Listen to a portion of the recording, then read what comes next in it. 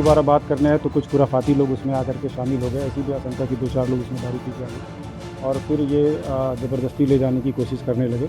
ये है बरेली के एसएसपी प्रभाकर चौधरी। उत्तर प्रदेश के चुनिंदा तेज तर्रार पुलिस अधिकारियों में से प्रभाकर माने जाते हैं। शायद इसीलिए हर 6 महीने में साहब का तबादला कभी बरेली तो कभी सीतापुर हो जाता है। इस बार तो हद ही हो गई। अब तेज तर्रार प्रभाकर चौधरी को पीएसी के हवाले कर दिया गया है। जानकारों की माने तो पीएसी में ट्रांसफर का मतलब होता है पर कतर कर सजाए काला पानी के लिए भेज देना। अब आप भी सोच रहे होंगे कि आखिर प्रभाकर चौधरी ने ऐसा क्या गुनाह कर दिया कि उन्हें इतनी बड़ी सजा दी गई। तो भैया आजकल उत्तर प्रदेश में सबसे बड़ा अपराध बन गया है हुड़दंगियों को रोकना।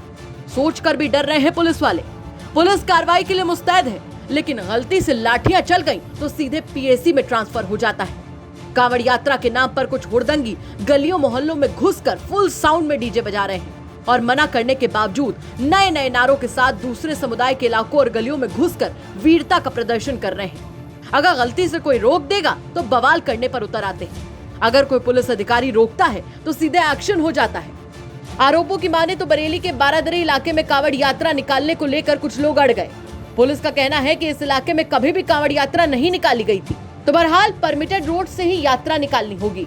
लेकिन डीजे की धुन पर सियार की तरह हुआ करने वाली भीड़ को ये कतई नामंजूर था। जबरदस्ती मुस्लिम इलाके से ही डीजे निकलना था। पुलिस का दावा है कि उन्होंने पहले बहुत समझाने की कोशिश की, मगर वो लोग नहीं माने।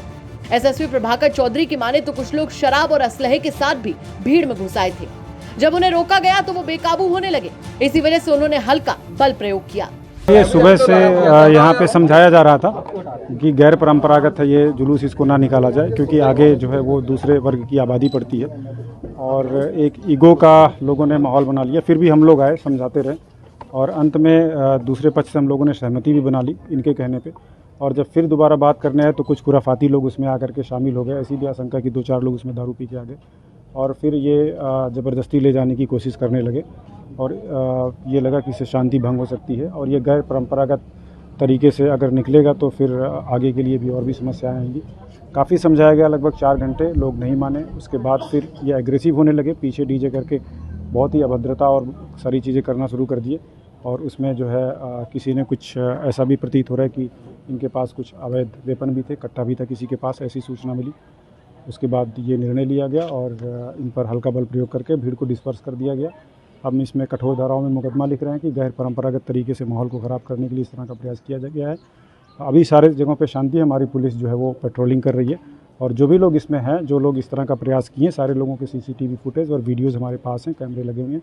चिन्हित करके सभी के खिलाफ कठोर दंडात्मक कार्रवाई की जाएगी। अरेस्टिंग हुई है कुछ लोगों की? नहीं, अभी 1-2 लोग शायद डिटेन किए गए हैं। हम पहचान रहे हैं, पहचान में है क्योंकि हम लोगों के सामने की बात है। इसमें सारे लोगों की अरेस्टिंग की जाएगी और तगड़ी कठोर कार्रवाई की जाएगी। आगे सोमवार को ऐसी और कोई घटनाएं ना हो तो नहीं, क्लियर कट सीधा सा मैसेज है। फोर्स डिप्लॉय थी, लोगों को समझाया गया, ऑलरेडी पहले से फोर्स थी।